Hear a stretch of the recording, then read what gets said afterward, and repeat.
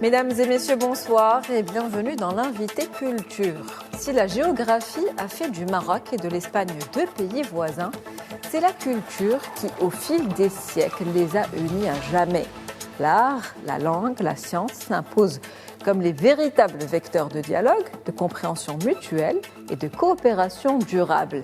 Ils forment ce langage invisible mais puissant qui permet à nos deux sociétés de se reconnaître et de se projeter ensemble. Sous l'impulsion de son Excellence Monsieur l'ambassadeur d'Espagne au Maroc, cette conviction se transforme et se traduit aujourd'hui en une feuille de route ambitieuse. Et le programme culturel 2026 en est le cœur battant. Feuille de route qui met en avant le patrimoine partagé, l'histoire commune de nos deux royaumes, ainsi que la création et l'innovation culturelle. Alors que nos deux nations s'apprêtent à relever le défi historique de la Coupe du Monde, du Mondial 2030, la culture devient le ciment social indispensable à cette aventure commune. Son Excellence Monsieur l'ambassadeur Enrique Ojeda Vila, bonsoir à vous, c'est un plaisir de vous recevoir. Bonsoir, le plaisir est à moi. Merci beaucoup. Merci d'avoir accepté cette invitation. Alors, Excellence, je vais commencer cet entretien par vous citer. Le Maroc et l'Espagne entretiennent des relations culturelles enracinées, fondées sur une base solide. Que peut-on dire aujourd'hui justement de cette coopération culturelle entre nos deux pays, entre l'Espagne et le Maroc, une coopération culturelle qui est renforcée et ces liens invisibles dont je parlais tout à l'heure en introduction qui nous unissent à jamais? Si, bien sûr. Il y a des mois, le mois de décembre, on a eu la réunion de haut niveau des deux gouvernements, le gouvernement marocain et espagnol à Madrid. Il y a une dizaine de ministres marocains, une dizaine de ministres espagnols. Et là, les deux gouvernements ont constaté qu'on passe par les meilleurs moments historiques de la relation bilatérale. Partenariat stratégique, principal partenaire économique, commercial, et bien sûr, les côtés social, humain, la communauté étrangère la plus importante en Espagne, la communauté marocaine. Mais comme j'aime bien dire, ça c'est possible grâce à ce socle, à cette base, que c'est la culture en majuscule, qui unit l'Espagne et le Maroc. Et bien sûr, on parle des cultures, on parle de cette histoire partagée, ce patrimoine commun qui possibilite et cette relation-là dans les domaines économiques, commerciaux, humains, mais aussi bien sûr dans les relations culturelles, artistiques et scientifiques. Donc c'est pour ça que nous avons cette collaboration approfondie entre nos deux pays, particulièrement dans le camp de la culture et l'art. Et c'est ça qu'on a présenté il y a 10 jours dont vous parliez.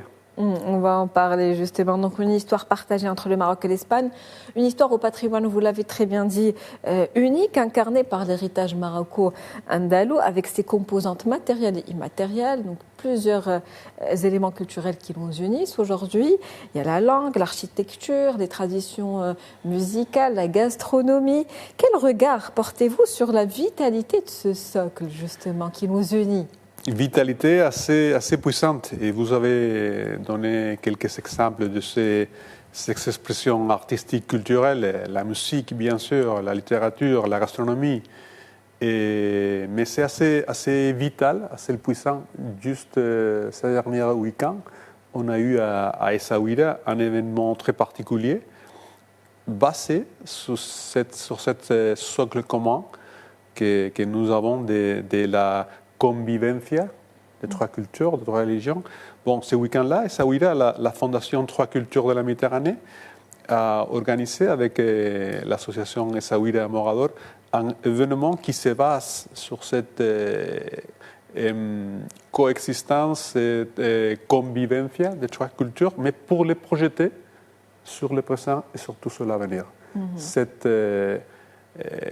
effort pour dialoguer, pour connaître l'autre, ce qui s'est passé à l'Andalous il y a des siècles et qui se passe toujours maintenant. Donc, je crois que cette relation spéciale, c'est passé que nous partageons, le Maroc et l'Espagne, que c'est très bien de lire dans les livres d'histoire, mais surtout, il faut, comme ce week-end-là, les projeter sur le présent et surtout sur l'avenir.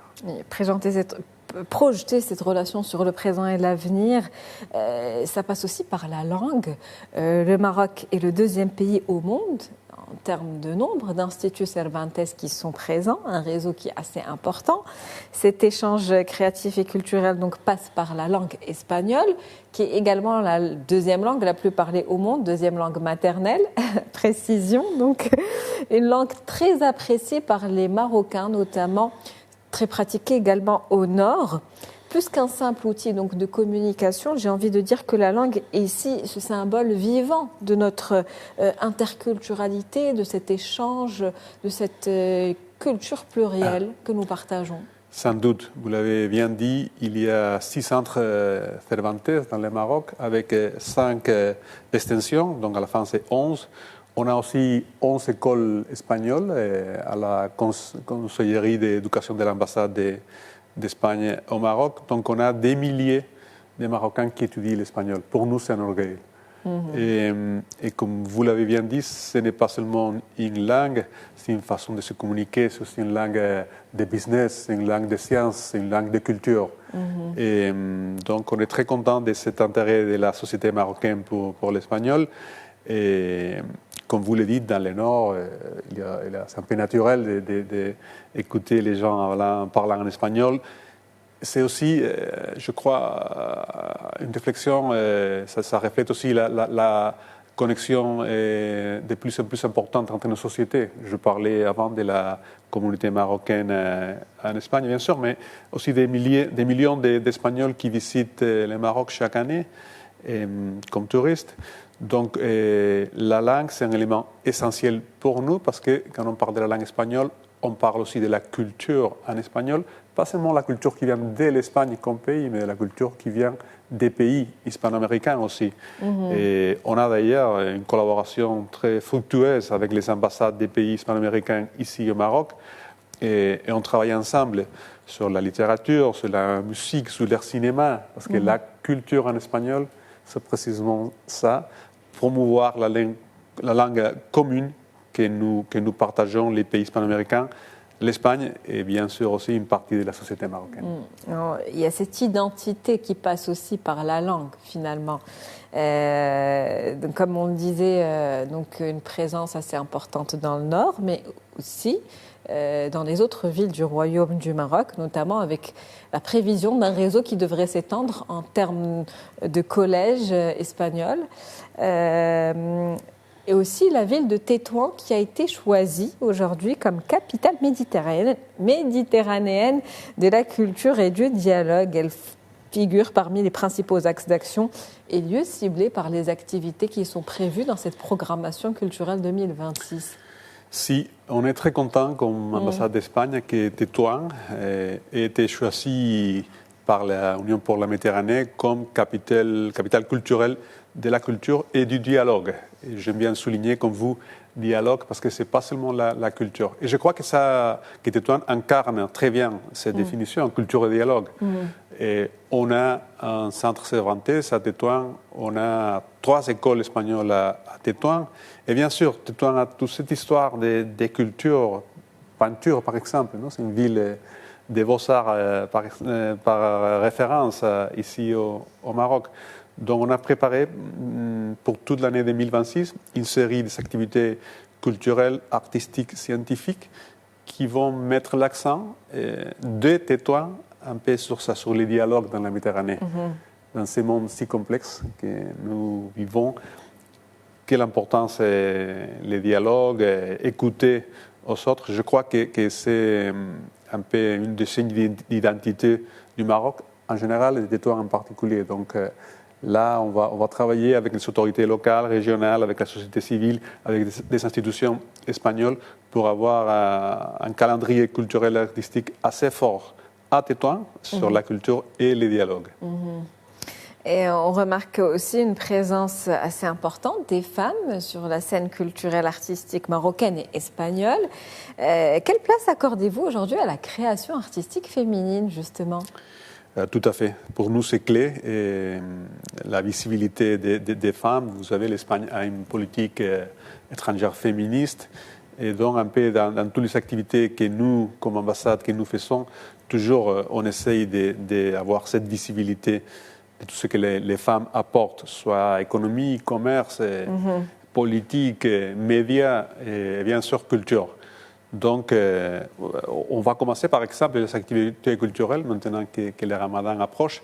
On a ce festival qu'on appelle les concerts des nuits du Ramadan, où on va avoir 10 concerts dans tout le mois de Ramadan, dans plusieurs Cervantes et d'autres sièges de culture et de l'art marocain. Et la femme aura un lieu protagoniste. Il va y avoir des femmes qui vont chanter, qui vont réciter des poèmes. Et ça un peu partout. Soit l'on parle de cinéma, soit l'on parle de littérature. Et on essaie toujours, bien sûr, d'avoir la visibilité que les femmes dans la culture, l'art, comme dans tous les secteurs, méritent, parce qu'elles font une apportation incroyable à la culture et à l'art. Cinéma, musique et chant, mais aussi littérature, et vous appréciez particulièrement la littérature. Oui, j'essaie de lire autant que possible. J'aime beaucoup lire, j'aime beaucoup la littérature, et c'est une façon aussi de connaître les pays où, moi comme diplomate, j'ai vécu dans plusieurs pays, une façon de connaître les pays dont j'habite. Donc, mais à part le fait que j'aime bien la littérature comme programmation culturelle de l'ambassade, bien sûr, il y a toujours un lieu spécial pour la littérature. Et on parlait de toi, capitale euro-méditerranéenne de la culture et du dialogue. Bien sûr, Rabat, capitale de l'UNESCO du livre. Donc, on a surtout les salons internationaux du livre de Rabat. Je crois que ça va être la première semaine du mois de mai. L'Espagne a toujours un pavillon. Et cette année-ci, on va avoir une programmation assez spéciale, assez forte, pour commémorer aussi la capitalité du livre de Rabat. Parce que c'est quand on écoute les plusieurs voix, cette pluralité des voix que la littérature nous permet, de la littérature infantile à la poésie, de l'histoire et au roman, on a toutes ces possibilités pour mieux connaître un peu le monde dont nous habitons.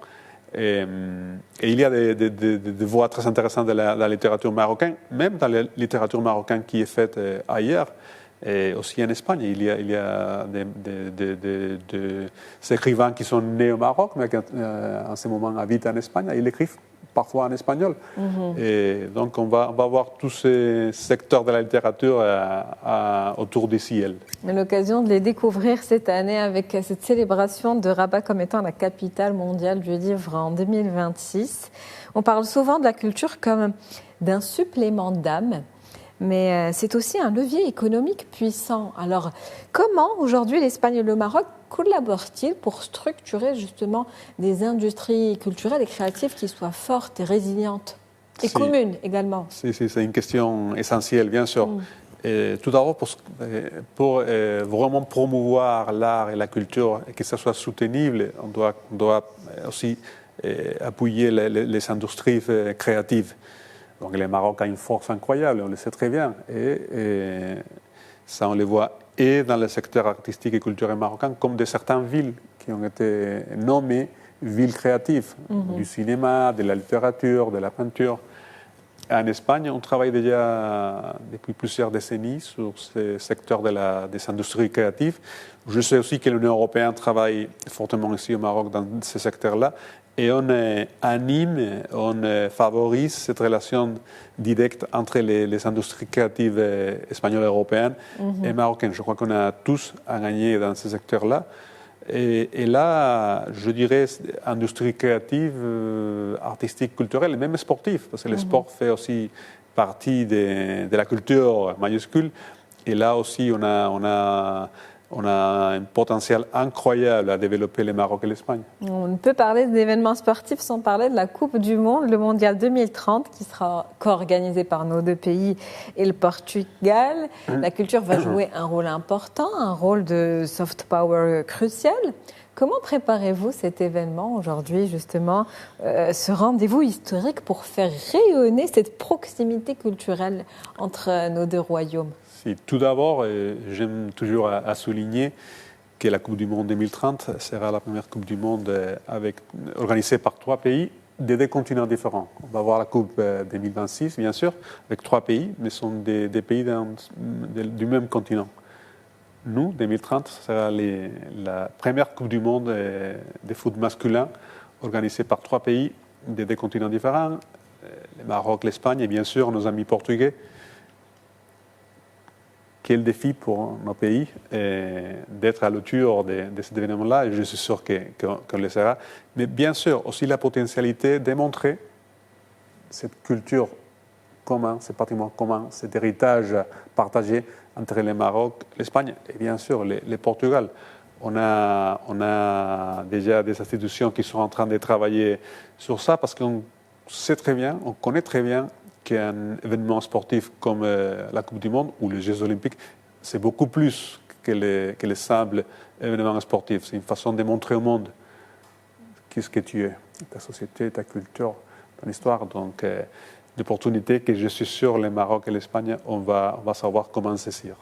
Merci à vous, Son Excellence, Monsieur l'Ambassadeur Enrique Ojeda Vila. C'était un plaisir de vous avoir aujourd'hui comme invité et de parler de ce patrimoine commun que nous partageons et qui passe par la culture. Le plaisir était à moi. Merci beaucoup de m'avoir ici. Merci d'avoir accepté cette invitation. C'est la fin de l'Invité Culture pour ce soir. Je vous souhaite une très bonne soirée.